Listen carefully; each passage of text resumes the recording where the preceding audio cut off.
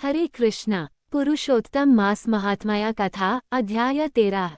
ऋषि लोग बोले, हे सूत, हे महाभाग, हे सूत, हे बोलने वालों में श्रेष्ठ, पुरुषोत्तम के सेवन से राजा दृढ़धनवा शोभन राज्य, पुत्र आदि तथा पतिव्रता स्त्री को किस तरह प्राप्त किया और योगियों को भी दुर्लभ भगवान के लोक को किस तरह प्राप्त हुआ। हे तात, आपके मुखकमल से बार बार कथासार सुनने वाले हम लोगों को अमृत पान करने वालों के समान कथामृत पान से तृप्ति नहीं होती है। इस कारण से इस पुरातन इतिहास को विस्तार पूर्वक कहिए। हमारे भाग्य के बल से ही ब्रह्मा ने आपको दिखलाया है।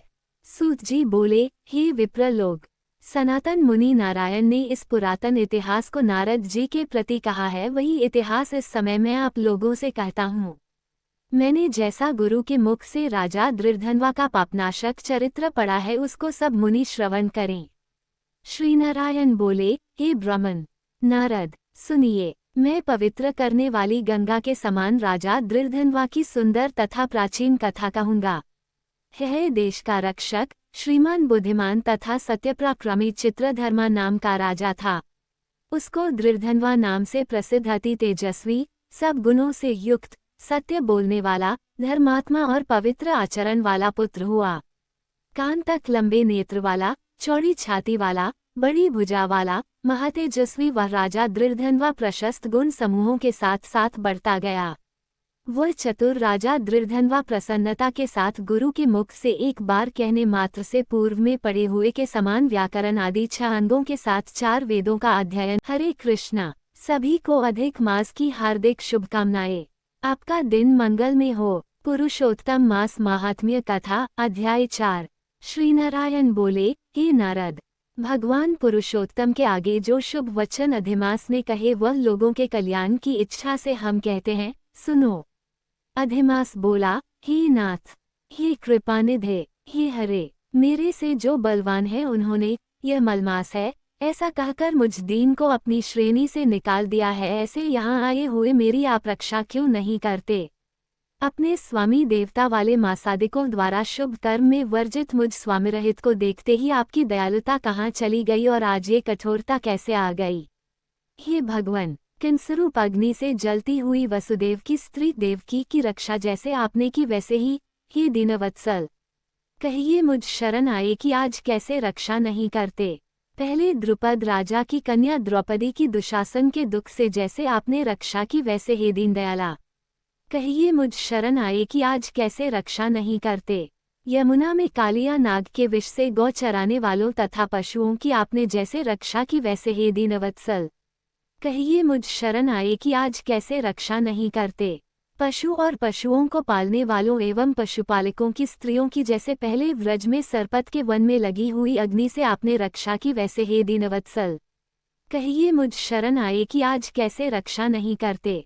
मगध देश के राजा जरासंध के बंधन से राजाओं की जैसे रक्षा की वैसे हे दीनवत्सल, कहिए मुझ शरण आए कि आप कैसे रक्षा नहीं करते।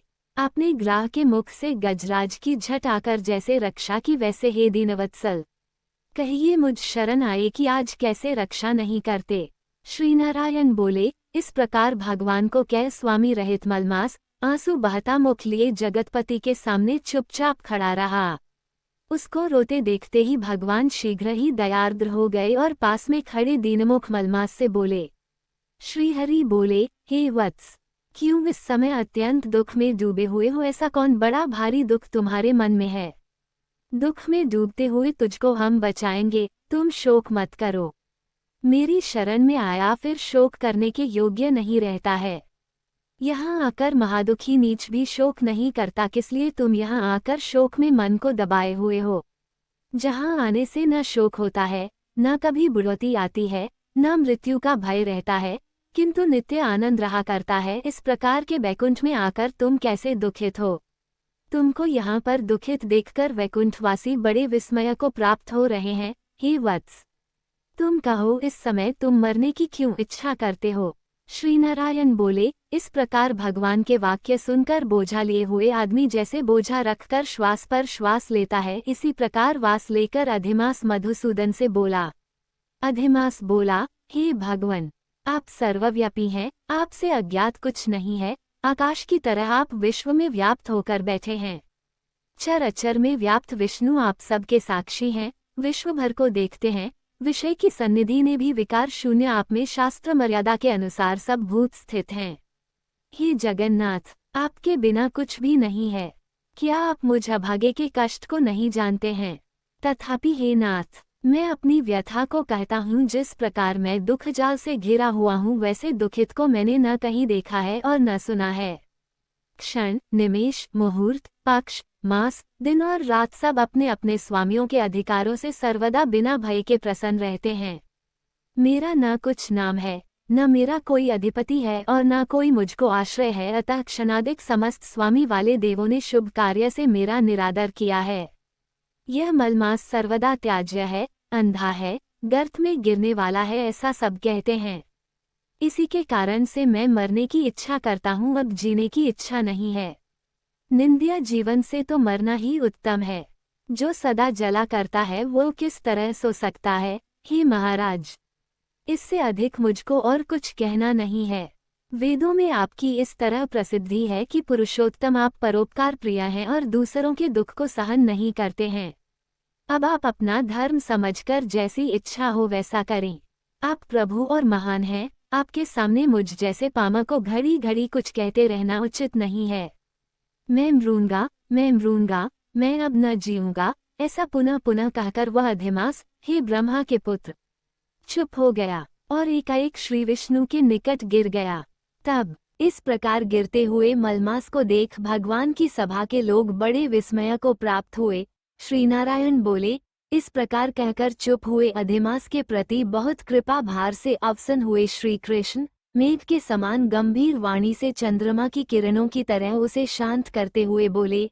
सूत जी बोले, हे विप्रो, वेदरूप रिद्धि के आश्रित नारायण का पापों के समूहरूप समुद्र को शोषण करने वाला बड़वानल अग्नि से समान वचन सुनकर प्रसन्न हुए नारद मुनि पुनः आदिपुरुष के वचनों को सुनने की इच्छा से बोले।